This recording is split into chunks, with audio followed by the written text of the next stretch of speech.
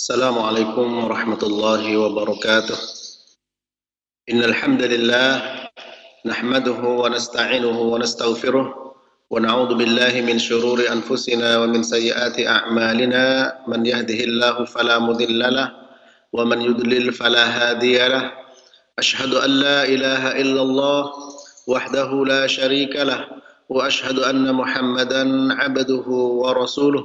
يا أيها الذين آمنوا اتقوا الله حق تقاته ولا تموتن إلا وأنتم مسلمون. أما بعد، فإن أصدق الحديث كتاب الله وخير الهدي هدي محمد صلى الله عليه وسلم وشر الأمور محدثاتها وكل محدثة بدعة وكل بدعة ضلالة وكل ضلالة في النار. Para pemirsa Roja TV yang dirahmati Allah, pendengar Radio Roja, kaum muslimin dimanapun Anda berada, senantiasa kita selalu bersyukur kepada Allah atas segala nikmat dan bersabar atas segala musibah. Syukur dan sabar senjata ampuh yang dimiliki oleh orang yang beriman. Mudah-mudahan duduknya kita menyimak dan mendengarkan tausiah salah satu bentuk syukur atas nikmat-nikmat Allah Subhanahu wa ta'ala yang kita rasakan. Kita akan lanjutkan kajian kita dari buku Prinsip Dasar Islam yang ditulis oleh Ustadzul Fadil Yazid bin Abdul Qadir Jawas hafizahullah ta'ala. Beliau mengatakan kewajiban kita atas karunia yang kita terima.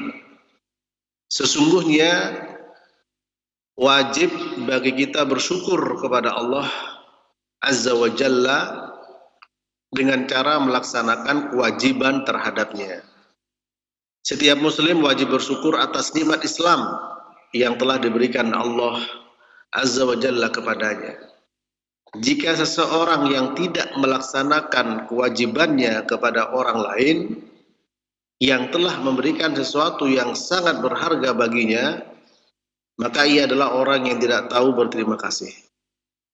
Demikian juga jika manusia tidak melaksanakan kewajibannya kepada Allah Azza wa Jalla, maka dia adalah manusia yang paling tidak tahu berterima kasih. Fadhkuruni adhkurkum washkuruli wala takfurun. Maka ingatlah kepadaku, aku pun akan ingat kepadamu. Bersyukurlah kepadaku dan janganlah kamu ingkar kepadaku. Quran Surah Al-Baqarah 152. Para jemaah yang dirahmati Allah, di sini beliau mengatakan, ya, sesungguhnya wajib bagi kita bersyukur kepada Allah Azza wa Jalla dengan cara melaksanakan kewajiban terhadapnya. Ya, syukur itu memiliki beberapa unsur penting, ya, yaitu yang pertama syukur dengan hati, yang kedua syukur dengan lisan, yang ketiga syukur dengan anggota badan. Oleh karena itu, kewajiban yang sudah dibebankan Allah kepada kita merupakan bentuk syukur kita kepada Allah Subhanahu wa ta'ala. Melaksanakan kewajiban maksudnya, ya, yaitu dengan apa? Dengan hati, dengan lisan, dengan anggota badan. Ulama menyebut dengan ada amalun qalbi, ya, atau amalul qalbi, amalul lisan, amalul jawarih. Perbuatan hati, perbuatan lisan, dan juga perbuatan anggota badan. Nah, itu kita bersyukur. Hati kita dalam bersyukur kepada Allah mengakui nikmat itu adalah karunia Allah Ta'ala. Baik berupa harta, anak-anak, ya, kesehatan, dan yang lainnya. Bukan semata-mata upaya dan usaha kita. Kemudian kita mengucapkannya dengan alhamdulillah, atau alhamdulillah alladzi bi ni'matihi tatimmus shalihat. Segala puji bagi Allah Segala puji bagi Allah, di mana dengan nikmatnya sempurnalah segala kebaikan. Dalam sebuah hadis, Nabi bersabda sallallahu alaihi wasallam, "Afdhalul dzikri la ilaha illallah wa afdhalud du'a alhamdulillah." Rawahu At-Tirmidzi wa Ibnu Majah, dan disahihkan oleh Al-Albani dihasankan oleh Al-Albani dalam Sahihul Jami'. Seutama-utamanya zikir adalah la ilaha illallah, dan seutama-utamanya doa adalah alhamdulillah. Jadi ketika kita mengatakan alhamdulillah, ya, itu termasuk kita bersyukur dengan lisan kita, dan kita bersyukur dengan anggota badan kita dengan menjalankan kewajiban dan meninggalkan larangan. Kata beliau, setiap muslim wajib bersyukur atas nikmat Islam yang telah diberikan Allah kepadanya. Nah, Islam ini adalah merupakan nikmat yang sangat besar. Ya. Jika seseorang yang tidak melaksanakan kewajibannya kepada orang lain yang telah memberikan sesuatu yang sangat berharga baginya, maka ia adalah orang yang tidak tahu berterima kasih. Maka di dalam agama Islam, ya, kita diajarkan untuk bagaimana, yaitu berterima kasih atas kebaikan orang lain. Misal orang membantu dan menolong kita, ya, apa yang kita ucapkan? Jazakallahu khairan, ya, wa barakallahu laka fi ahlika wa malika, ya, barakallahu laka fi ahlika wa malika, ya, sebagaimana yang diucapkan oleh Abdurrahman bin Auf radhiyallahu ta'ala anhu kepada sahabat Ansar, yaitu Sa'ad ibnu Rabi' radhiyallahu ta'ala anhuma. Beliau mengatakan seperti itu ketika ditawarkan, yaitu separuh dari hartanya, dan salah seorang dari istrinya dicerai, dan setelah masa iddah silahkan kalau mau dinikahi. Apa yang diucapkan? Barakallahu laka fi ahlika wa malik. Semoga Allah memberikan keberkahan kepadamu, pada keluargamu, dan juga kepada hartamu. Ini para jemaah, ya. Nah, kita berterima kasih. Dan Nabi bersabda, la yashkurullaha man la yashkurun nas. Tidak bersyukur kepada Allah orang yang tidak berterima kasih kepada sesama manusia. Namun demikian tentu menjadi perhatian penting bagi kita atas perkara ini, ya, karena terkadang terjadi kesalahpahaman antara orang yang memberikan bantuan dan orang yang diberi bantuan. Orang yang memberikan bantuan tentu mengharapkan pahala dari Allah. Innama nud'imukum liwajhillah la nuridu minkum jazaan wala syukura. Ya, sementara orang yang dibantu berterima kasih. La yashkurullah man la yashkurun nas. Ya. Demikian juga jika manusia tidak melaksanakan kewajiban kepada Allah SWT, maka dia adalah manusia yang paling tidak tahu berterima kasih. Allah Ta'ala berfirman, fadkuruni adkurkum washkuruli wala takfurun. Ingatlah kalian kepadaku, maka aku akan ingat kepada kalian. Bersyukurlah kalian padaku, jangan kufur, jangan ingkar, ya, jangan kufur.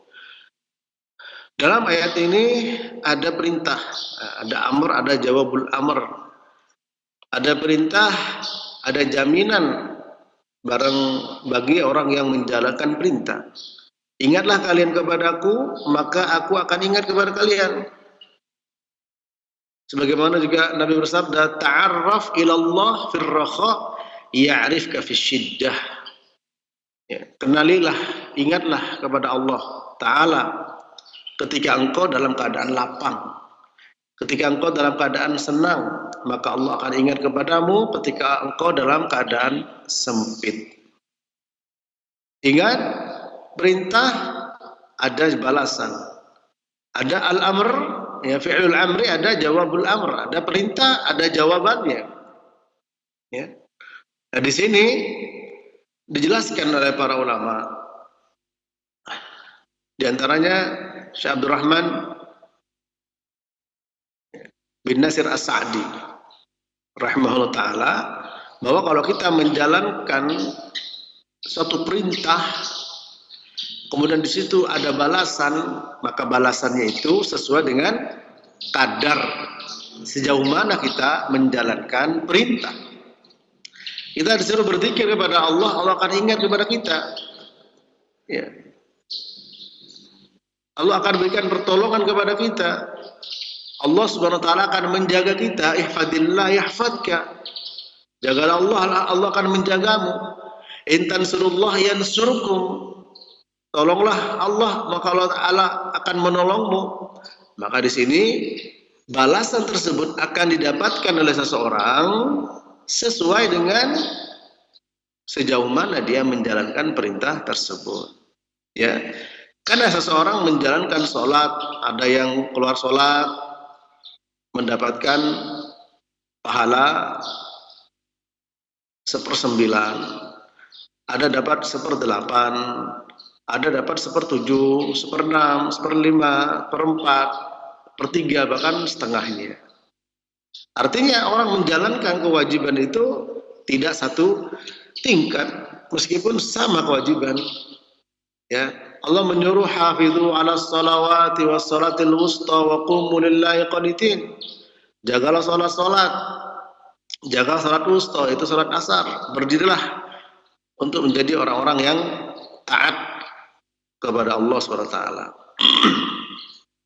Maka orang yang menjaga sholat harus jaga apa? Waktunya, kemudian kehusyuannya, rukun-rukunnya, wajib-wajibnya, semuanya. Nah, orang menjaga itu tidak semua sama. Dengan sholat yang sama, di shaf yang sama, waktu yang sama, ya, yang satu dapat pahala 1/9, satu dapat 1/8, dan seterusnya. Nah, di sini contoh dalam surat An-Nahl ayat 99, ya, di mana Allah Ta'ala berfirman, innahu laisa lahu sultanun 'alal ladzina amanu wa 'ala rabbihim yatawakkalun. Sesungguhnya setan tidak bisa menguasai, tidak bisa menjerumuskan orang-orang yang beriman dan orang-orang yang bertawakal. Innama sultanuhu 'alal ladzina yatawallawnahu wal ladzina hum bihi musyrikun. Pertanyaannya adalah, ya, ketika di sini Allah Ta'ala menyatakan bahwa setan tidak mampu menguasai orang yang beriman dan orang yang bertawakal. Pertanyaannya, berimankah saudara? Pasti saudara menjawab iya. Bertawakallah saudara kepada Allah Ta'ala? Jawabannya iya. Pertanyaan berikutnya, apakah saudara bebas dari kekuasaan dan gangguan syaitan? Pasti jawabannya belum. Ya, iya dan tidak, yaitu belum bisa 100%. Padahal Allah Ta'ala mengatakan, ya, bahwa innahu laisa lahu sultanun, tidak bisa memberikan kekuasaan setan kepada orang beriman dan orang bertawakal. Ya. Sementara kita beriman, kita bertawakal, belum bebas dari gangguan setan. Maka apa? Gangguan kekuasaan setan atas kita bergantung kepada kadar iman dan kadar tawakalnya seseorang. Ya. Oleh karena itu, kekuatan iman dan kekuatan tawakal itu sangatlah berpengaruh besar dalam kehidupan kita. Dalam kitab Zadul Ma'ad, ini pas dengan kondisi sekarang, Ibnu Qayyim Al-Jauziyah mengatakan, ya, boleh jadi kekuatan iman dan kekuatan tawakal itu bisa menghalangi dan melawan penyakit-penyakit yang menular. Kekuatan iman dan kekuatan tawakal. Ini perkataan Ibnu Qayyim Al-Jauziyah. Ya. Qad takunu quwwatul iman wat tawakkul tadfa' al-adwa. Dalam kitabnya Zadul Ma'ad. Maka di sini kekuatan iman dan kekuatan tawakal Sejauh mana kita miliki, sejauh itu pula gangguan dan godaan setan kepada kita. Begitu pula sejauh mana Allah memberikan pertolongan, maka bergantung sejauh mana ya kita menolong agama Allah. Sejauh mana Allah memberikan penjagaan kepada kita, sejauh mana pula kita telah menjaga kewajiban kepada Allah Subhanahu wa taala. Sejauh mana Allah ingat kepada kita, bergantung sejauh mana kita ingat kepada Allah Rabbul Alamin. Ya.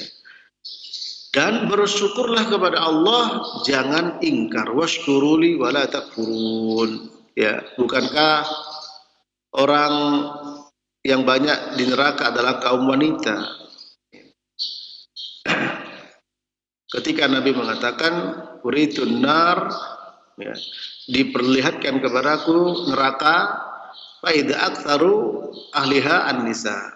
Ternyata penghuninya banyak dari kaum wanita. Yakfurna billah, qala bal yakfurna al-ashir. Apakah mereka kufur kepada Allah? Apa kata beliau? Tidak, tapi mereka kufur kepada suami-suami mereka.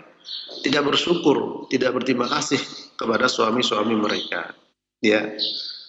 Ketika mereka salah seorang dari ketika engkau berbuat baik, ya, atau melakukan satu kesalahan kepada seorang dari istri itu, maka istri itu mengatakan ma ra'aitu minka khairan qat. Aku tidak pernah melihat sedikit pun kebaikan. Ya. Ini sifat-sifat istri wanita yang tidak bersyukur, tidak berterima kasih kepada suaminya. Apa akibatnya? Yaitu api neraka. Maka syukur kepada Allah atas nikmat Islam ini tentu sangat besar, lebih utama, paling utama ya, untuk kita mensyukurinya. Selanjutnya kata beliau, kewajiban apakah yang harus kita laksanakan kepada Allah Azza wa Jalla yang telah memberikan karunia-Nya kepada kita? Jawabannya, karena Allah Azza wa Jalla telah memberikan karunia-Nya kepada kita dengan petunjuk ke dalam Islam, maka bukti terima kasih kita yang paling baik adalah dengan beribadah hanya kepada Allah Azza wa Jalla secara ikhlas. Mentauhidkan Allah, menjauhkan segala bentuk kesyirikan, ittiba, mengikuti Nabi Muhammad SAW, serta taat kepada Allah dan Rasulnya. Yang dengan hal itu kita menjadi muslim yang benar. Ya. Jadi bentuk rasa syukur kita dengan adanya karunia Allah Ta'ala berupa Islam ini adalah satu, kita bertauhid. Ya, dengan 3 macam tauhid: tauhid rububiyah, tauhid uluhiyah, tauhid asma wa sifat. Kalau ada orang mengatakan dari mana pembagian itu pembagian bid'ah, tidak dijelaskan oleh Nabi. Yang menjelaskan Al-Quran dari pertama sampai terakhir penuh dengan 3 macam tauhid itu. Ya, kalau ulama mengatakan mimbabil istiqra, yaitu dengan dari sudut pandang studi pustaka. Ya, bagaimana para ulama memberikan kesimpulan seperti rukun Islam, rukun sholat, wajiban sholat. Ya, tidak dijelaskan dalam hadis secara letterlek. Ya, tidak ada nas yang mengatakan rukun sholat sekian, tidak ada. Itu semuanya mimbabil istiqra, dan semua para ulama madhab mengakui adanya rukun sholat, wajiban sholat. Ya, bahkan sebagian ulama bisa berbeda pendapat itu. Ya, syarat sahnya sholat. Ya, ada mengatakan bismillah ketika wudhu syarat sahnya wudhu. Ada juga yang mengatakan sunnahnya. Nah, itu perbedaan di situ. Nah, itu semua mimbabil istiqra, sama dengan 3 macam tauhid ini. Mimbabil istiqra. Al-Fatihah penuh dengan 3 macam tauhid. Namun dalam satu ayat, ya, di situ terkumpul 3 macam tauhid, yaitu dalam surat Maryam pada ayat yang ke-65. Allah Ta'ala berfirman, Rabbus samawati wal ardi wa ma bainahuma fa'budhu wastabir li'ibadatihi hal ta'lamu lahu samiyya. Rabbus samawati wal ardi wa ma bainahuma, Rabbnya langit ya, dan bumi dan apa yang ada di antara keduanya. Itulah yang disebut dengan tauhidur rububiyah, mengesahkan Allah, ifradullah bi af'alihi, mengesahkan Allah dalam segala perbuatannya. Allah Maha mencipta, Allah Maha memberikan rezeki, Allah Maha menghidupkan, Maha mematikan, mengatur semua alam ini. Nah, ini tidak ada kecuali Allah yang bisa melakukannya. Ya. Fa'budhu wastabir li'ibadatihi. Hendaklah engkau menyembah Allah, fa'budhu wastabir li'ibadatihi, dan kokohlah dalam menyembah Allah. Ini sebenarnya tauhidul ibadah, itu tauhidul uluhiyah. Artinya ifradullah ya bil ibadah, mengesahkan Allah dengan segala bentuk ibadah. Ifradullah bi af'al ibad, mengesahkan Allah dalam segala perbuatan hamba berupa ibadah. Apa ibadah itu? Berupa apa? Berupa al-khudu' wa tadallul, merendahkan diri dan menghinakan diri hanya kepada Allah. Karena ibadah maknanya adalah merendahkan diri dan menghinakan dirinya kepada Allah Ta'ala.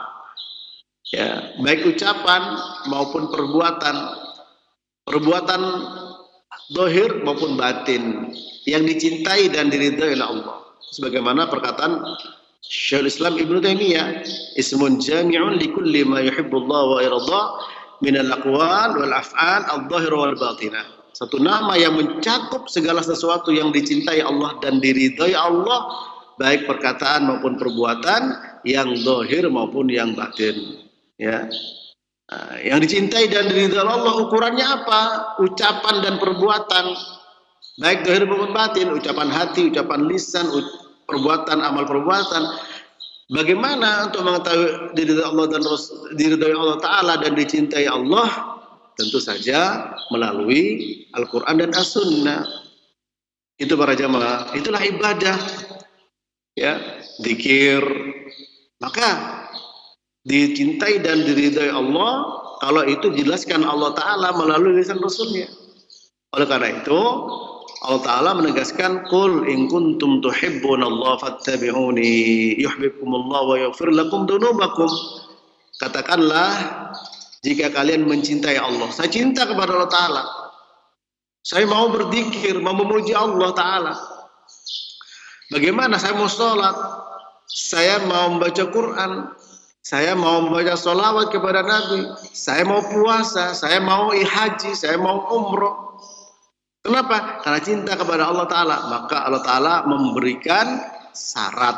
Qul ya, in kuntum tuhibbunallah fattabi'uni. In syartiyah. Ya.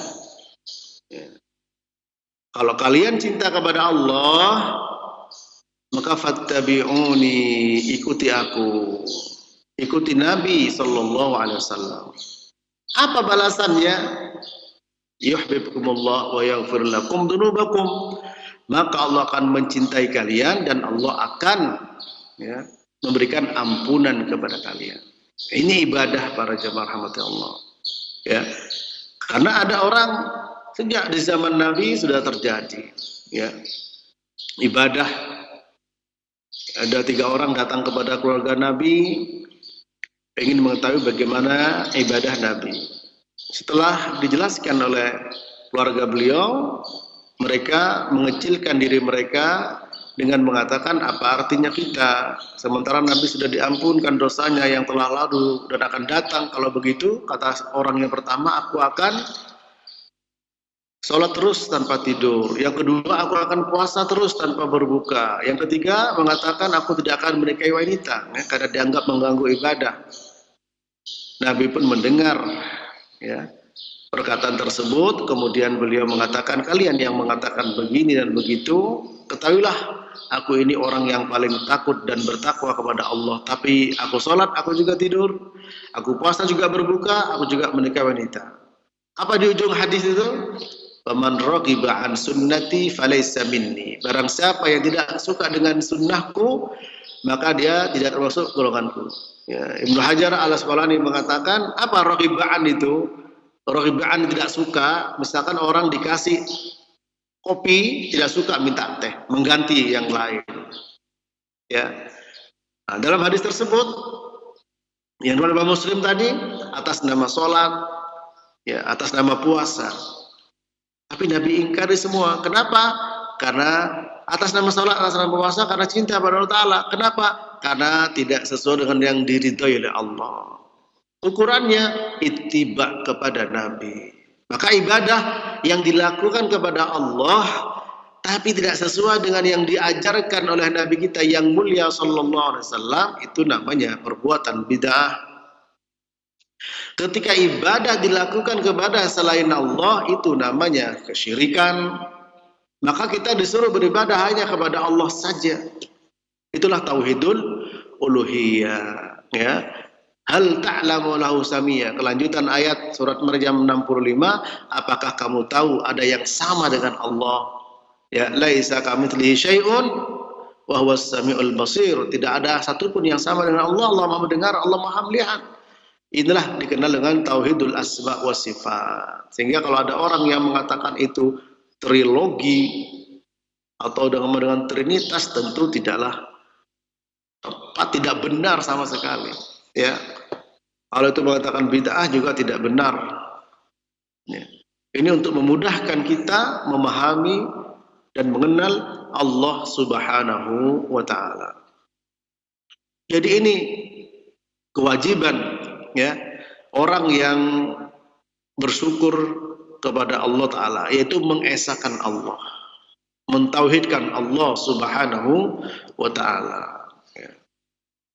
Kemudian menjauhkan bentuk kesyirikan, baik syirik besar maupun syirik kecil.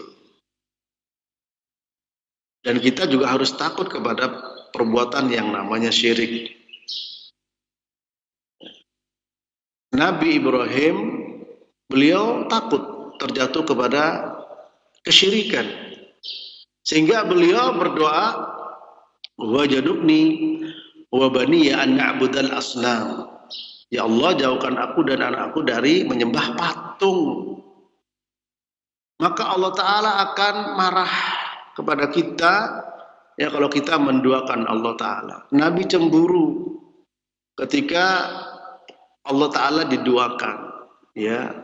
Ketika ada orang datang mengatakan, Masya Allah wa syi'ta, terserah Allah dan terserah engkau, ya Rasulullah. Ya, apa kata beliau? Aja'altani niddan lillah? Apakah engkau menjadikan untuk Allah, menjadikan aku tandingan untuk Allah Ta'ala? Qul masya Allah thumma syi'ta. Katakanlah masya Allah kemudian terserah engkau. Terserah Allah kemudian terserah engkau. Nah, ini saja Nabi tidak mau, ya. Nah, oleh karena itu kita juga harus memiliki kecemburuan dengan banyaknya kesyirikan. Jangan merasa tenang. Kita harus merasa gelisah, gundah. Ya. Bagaimana orang ini manusia terbebas dari kesyirikan. Ya. Dan kita yang sudah merasa dan mengakui sebab, harus kita jaga kesyirikan, baik besar maupun kecil. Nabi sendiri beliau berdoa, Allahumma la taj'al qabri wasanan yu'bad. Rawi Malik, ya. Ya Allah, jauhkan aku. Ya Allah, Allahumma la taj'al qabri, ya Allah, jangan kau jadikan kuburanku berhala yang disembah. Ya. Beliau juga khawatir kepada para sahabatnya dengan yang namanya syirik kecil. Inna akhwafa ma akhafu alaikum asyirkul asghar. Faqalu ya Rasulullah wa masyirkul asghar, faqala ar-riya. Rawahu Ahmad. Sesungguhnya yang paling aku takuti dari kalian adalah syirik kecil. Itu apa? Ditanya apa syirik kecil? Itu riya. Maka dakwah salafiyah ini memiliki ya keistimewaan, kriteria yang penting, yang unggul, menjadi utama, yaitu mentauhidkan Allah, menjauhkan dari kesyirikan, baik besar maupun kecil. Sehingga ini terus-menerus disampaikan. Ya. Karena apa para jemaah rahmati Allah? Karena orang yang paling ringan dosanya, yang paling ringan siksanya di api neraka, ketika ditanya, apakah kamu mau menebus dosamu yang paling ringan ini dengan dunia dan isinya kalau kamu punya? Orang itu menjawab iya tanpa pikir panjang. Ya, sebagaimana Nabi bersabda SAW, yaqulullah azza wa jal li ahwani ahlin nari adaban yaumal qiyamah. Lau kana laka dunya wa ma fiha akunta muftadiyan biha, yaqulu na'am, yaqulu aradtu minka ahwan min hada wa anta fi sulbi adam, asibuhu yaqul alla tusrika bi fa baita illa syirka. Rawahu Muslim an Anas bin Malik radhiyallahu taala anhu. Allah mengatakan kepada penghuni neraka yang paling ringan adabnya.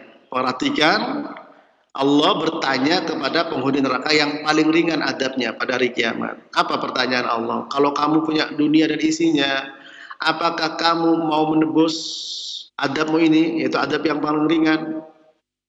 Orang ini menjawab tanpa pikir panjang, iya ya Allah, tentu saja. Apa kata Allah? Aradtu minka ahwan min hada wa anta fi sulbi Adam. Aku minta kepadamu lebih ringan daripada itu ketika engkau berada di sulbinya anak Adam. Ya. Asibuhu yaqul wala udkhilukan nara fa abaita. Maka aku tidak akan memasukkan kamu ke api neraka, tapi kamu tidak mau, illa syirka, kecuali kamu memiliki kesyirikan.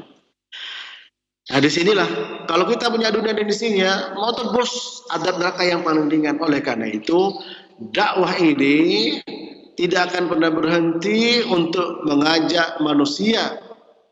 Bukan hanya orang Islam, semua manusia, menyeru semua manusia kepada apa? Kepada tauhid. Ya, bahkan kalau kita periksa Al-Quran, sesuai dengan urutannya Al-Fatihah, Al-Baqarah, Al-Imran, An-Nisa, Al-Maidah dan seterusnya, maka perintah pertama kali adalah bertauhid. Larangan pertama kali adalah syirik. Terdapat dalam surah Al-Baqarah ayat 21 dan 22. Perintah tauhid. Dari Al-Fatihah tidak ada perintah.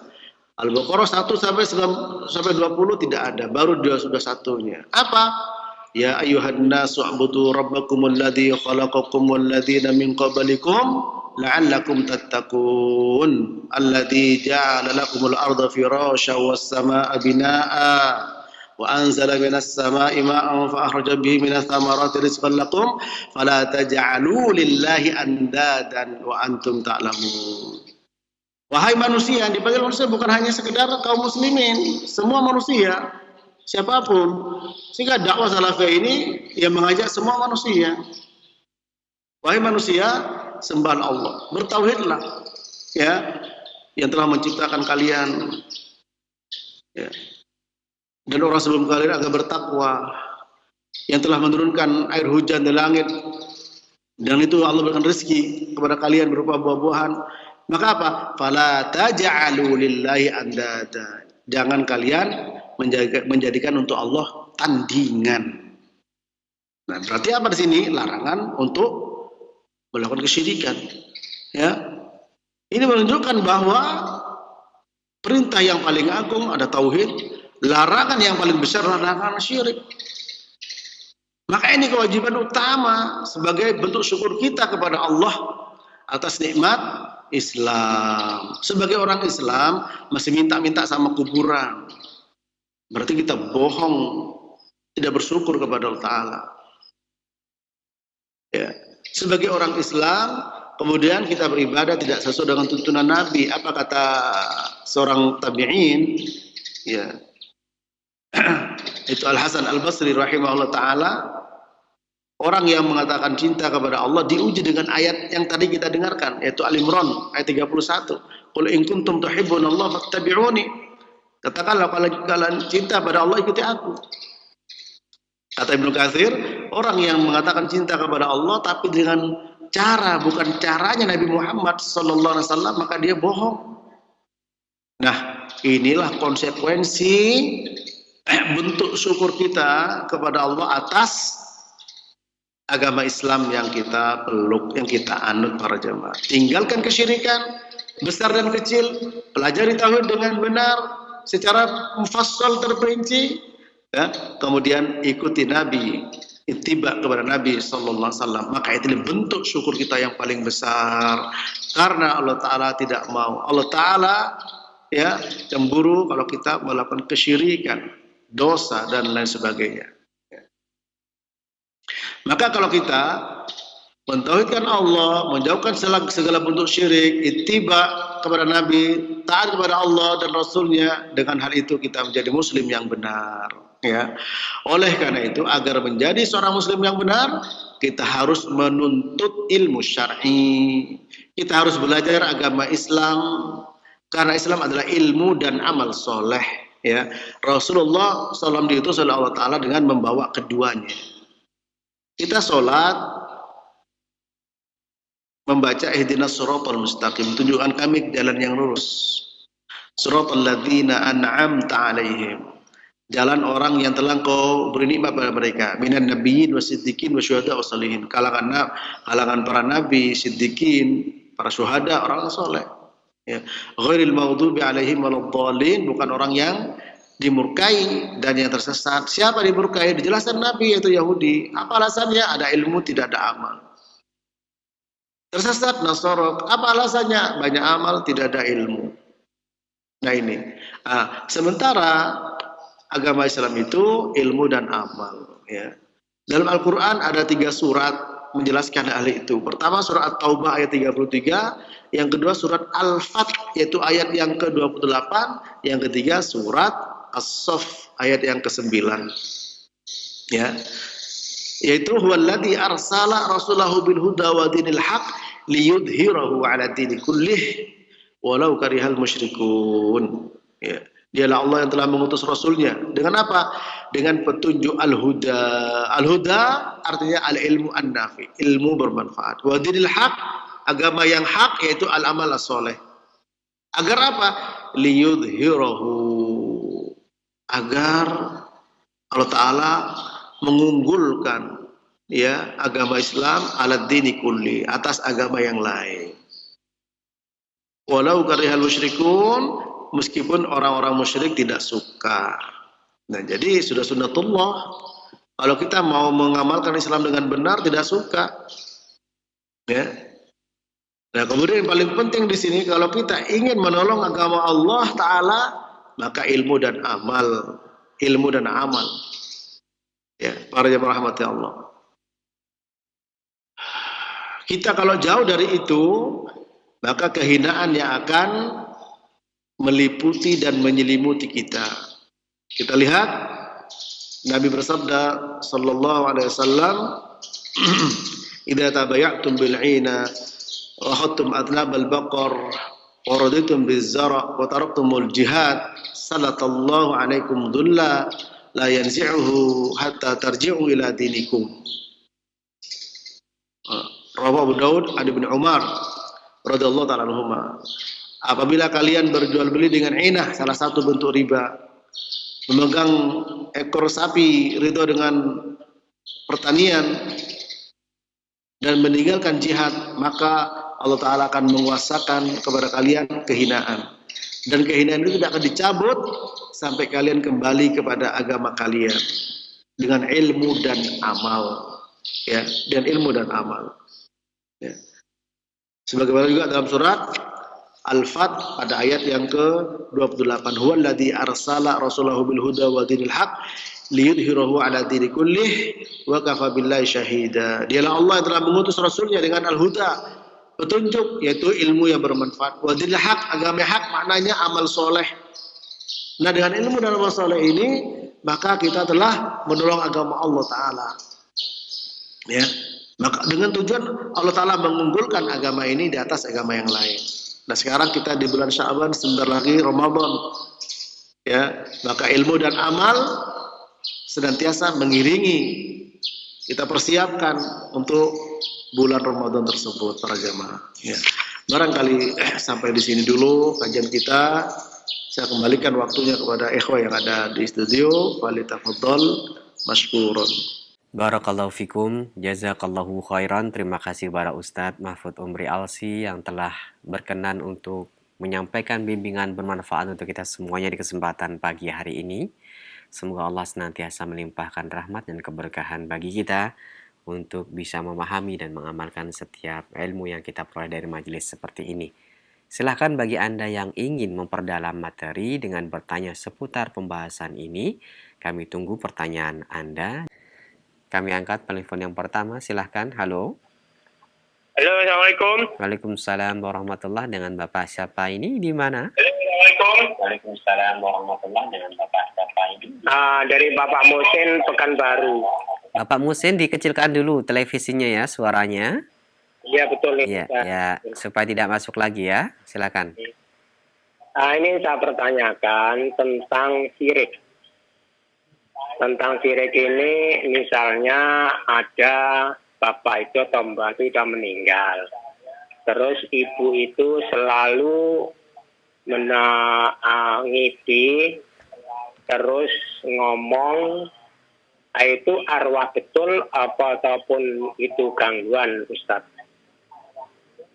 Iya, terima kasih Bapak atas pertanyaannya. Itu sementara itu aja, Ustaz. Ya. Assalamualaikum warahmatullahi wabarakatuh. Waalaikumsalam warahmatullahi wabarakatuh. Silakan Ustaz. Ya,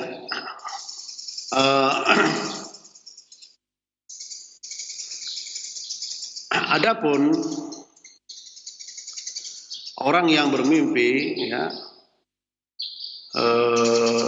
bertemu dengan orang yang meninggal, maka hal ini ya bisa merupakan betul-betul ketemu dengan rohnya yang bersangkutan. Ya, sebagaimana Allah Subhanahu wa taala berfirman dalam surah Az-Zumar ayat 42. Ya. Allahu yatawaffal anfus hina mautiha wallati lam tamut fi manamiha wa yumsiku allati qada 'alaiha al-mauta wa yursilu al-ukhra ila ajalin musamma inna fi dzalika la ayatin liqaumin yatafakkarun. Allah mewafatkan jiwa-jiwa ketika matinya dan ketika tidak matinya ketika tidur. Allah menahan ruh jiwa-jiwa yang Allah tetapkan kematiannya, dan Allah melepas jiwa-jiwa yang lain sampai pada waktu yang sudah ditentukan. Yang demikian itu tanda-tanda kebesaran Allah bagi orang yang berfikir. Surat Az-Zumar ayat 42. Ya, Allahu yatawaffal anfus hina mautiha wallati lam tamut fi manamiha. Bahwa Allah Ta'ala ya mewafatkan ruh-ruh jiwa-jiwa ketika matinya dan yang tidak mati ketika tidurnya. Fayumsikul lati qada 'alaiha al-maut. Allah Ta'ala menahan yang Allah tetapkan kematiannya, wa yursilul ukhra ila ajalin musamma. Dan Allah melepas yang lain sampai waktu sampai waktu yang sudah ditetapkan. Nah, ayat ini disebut oleh Mujahid ya bahwa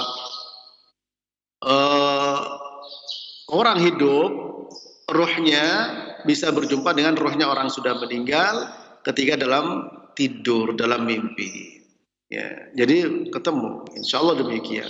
Ya, Allahu a'lam bis-shawab. Barakallahu fikum, jazakallahu khairan. Terima kasih Ustaz atas jawabannya. Pertanyaan berikutnya kami bacakan dari pesan singkat dari hamba Allah di Jakarta yang bertanya, Ustadz, bagaimana kita menyikapi orang yang rajin sekali mengerjakan amalan-amalan ketaatan? Dia menyampaikan kepada kami bahwasanya dulunya saya orang yang banyak meninggalkan ketaatan kepada Allah dan melakukan kemaksiatan. Sekarang berusaha semaksimal mungkin mengerjakan apa saja yang saya anggap baik demi keselamatan dunia dan akhirat saya. Apakah hal seperti ini benar atau bagaimana sebenarnya seorang muslim untuk menempuh jalan yang benar dalam beribadahnya? Silahkan Ustaz. Kebaikan satu ibadah, ya, ukurannya pertama bukan akal. Menilai baik tidaknya sebagai sebuah ibadah, ukurannya bukan az-zauq, bukan perasaan. Juga bukan mengikuti nenek moyang, mengikuti pendahulunya nenek moyangnya. Tapi ukuran baik ibadah itu adalah dua, ya. Yang pertama ikhlas, yang kedua ittiba. Baru itu baik diterima oleh Allah Ta'ala. Ya, ketika Ibnu Katsir menjelaskan firman Allah, wa man kana yarju liqa'a rabbi falyamal amalan sholihan wa la yusyrik bi ibadati rabbih ahada. Barang siapa ingin berjumpa dengan Allah, hendaklah dia berbuat baik, beramal soleh, dan jangan menyekutukan Allah dalam beribadah. Nah, baik tadi amal soleh diukur dengan apa? Beliau menukil perkataan Al-Fudail bin Iyad, yaitu apa? Innal amal idza kana khalisan walam yakun sawaban la yuqbal, wa idza kana sawaban walam yakun khalisan la yuqbal hatta yakuna khalisan sawaban. Wal khalis an yakuna lillah was sawab an yakuna ala sunnah. Ya. Satu amal jika dilakukan dengan khalis tapi tidak sawab, maka tidak diterima oleh Allah. Jika amal itu dilakukan dengan sawab tapi tidak khalis, juga tidak diterima. Hingga amal itu dilakukan dengan khalis dan sawab. Apa khalis? Khalis adalah ikhlas semata-mata karena Allah. Apa sawab? Sawab adalah sesuai dengan tuntunan sunnah Nabi Sallallahu Alaihi Wasallam. Maka amal itu tidak bisa dikatakan baik dengan ukuran tadi, dengan akal. Wah, menurut saya ini baik. Dengan perasaan, ya, seperti orang takbir Allah Akbar dengan perasaan, ya, kemudian taruh di sini, ya, kemudian dia udah perasaannya sudah mengagungkan Allah Ta'ala. Sementara Nabi mengajarkan takbir hadwa mankibai, angkat kedua tangan entah sejajar dengan kedua pundaknya atau hadwa udunai, sejajar dengan kedua daun telinganya. Seperti itu, ya. Begitu pula ukuran baik bukan karena banyaknya. Alladzi khalaqal mauta wal hayata liyabluwakum ayyukum ahsanu amala. Allah menguji kamu, Allah menciptakan kematian dan kehidupan untuk menguji siapa yang paling baik. Amal perbuatan bukan yang paling banyak. Ayat ini juga ketika dijelaskan oleh Ibnu Katsir menukil perkataan Fudail bin Iyad. Apa ukuran baik? Yaitu ikhlas dan ittiba. Demikian, ya. Oleh karena itu kita harus belajar ikhlas dengan tauhid, belajar ittiba dengan belajar sunnah Nabi Sallallahu Alaihi Wasallam. Demikian, Allahu a'lam bishawab.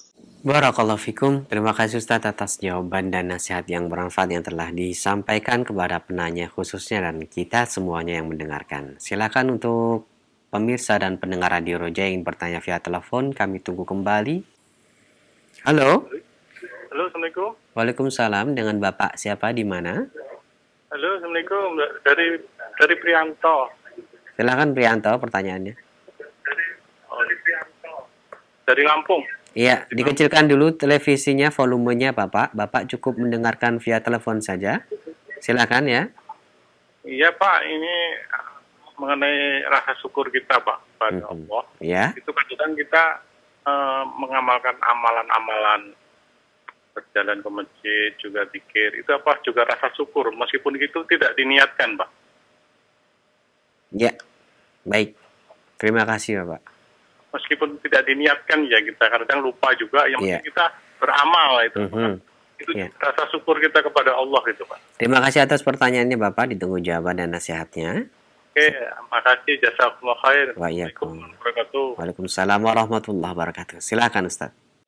Jadi kepada para jemaah, kepada Bapak Rianto yang bertanya, satu amal ibadah itu ya harus diiringi dengan niat, ya, karena itu adalah sebuah syarat ketentuan yang tidak bisa diabaikan. Ya, Nabi bersabda, "Innamal a'malu binniyat wa innamal likulli imri'in ma nawa. Faman kanat hijratuhu ila Allah wa rasulih, fa hijratuhu ila Allah wa rasulih, wa man kanat hijratuhu lidunya yusibuha aw imra'atin yankihuha, fa hijratuhu ila ma hajara ilaih." Ya, rawahul Bukhari. Nabi bersabda, sesungguhnya semua amal perbuatan itu dengan niat. Dan masing-masing orang dibalas sesuai dengan niatnya. Barang siapa hijrahnya kepada Allah dan Rasulnya, maka dia akan mendapatkan Allah dan Rasulnya. Dan barang siapa yang hijrahnya karena dunia yang ingin didapatkan atau wanita yang ingin dinikahi, maka dia mendapatkan apa yang diniatkannya. Ya, ya. Dan kita ke masjid sebenarnya seperti orang ke kantor, orang ke pasar, tidak mungkin tidak ada niat, pasti ada niat tujuannya, ya. Dan orang pergi ke kantor tidak pernah mengatakan saya niat mau pergi ke kantor, ya. Nawaitu an adhaba ila suq, saya niat pergi ke pasar, tidak. Dalam hati sudah ke pasar, apa tujuannya sudah ada di situ.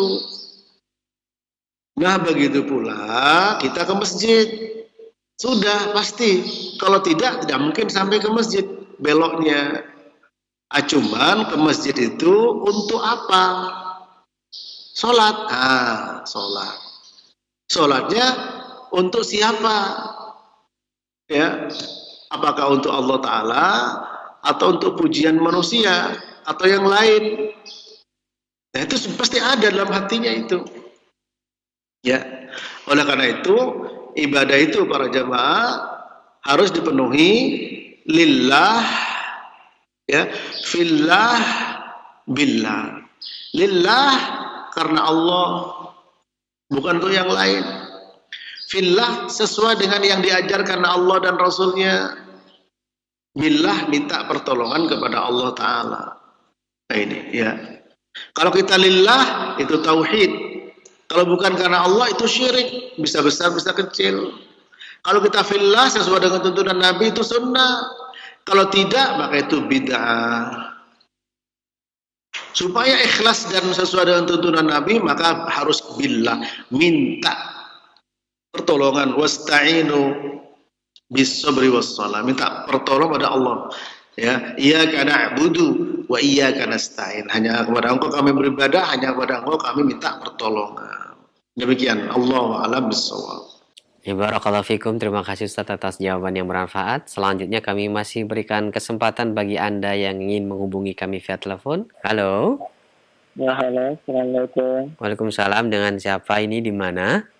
Dengan Yusri di Sulawesi Selatan di Bugis. Silakan Pak, pertanyaannya. Ini pertanyaan saya, Ustaz. Ini kan saya terlambat bangun sholat subuh. Terus saya tidak melakukan sholat qalbiyah subuh atau sunat fajar. Ya, terus? Ini kan, jadi bagaimana saya ini? Apakah boleh saya melaksanakan sholat qalbiyah subuh sesudah sholat subuh? Ya, sudah cukup pertanyaannya? Iya. Ya. Terima kasih Bapak atas pertanyaan. Silahkan Ustaz. Assalamualaikum. Waalaikumsalam warahmatullahi. Pertanyaannya,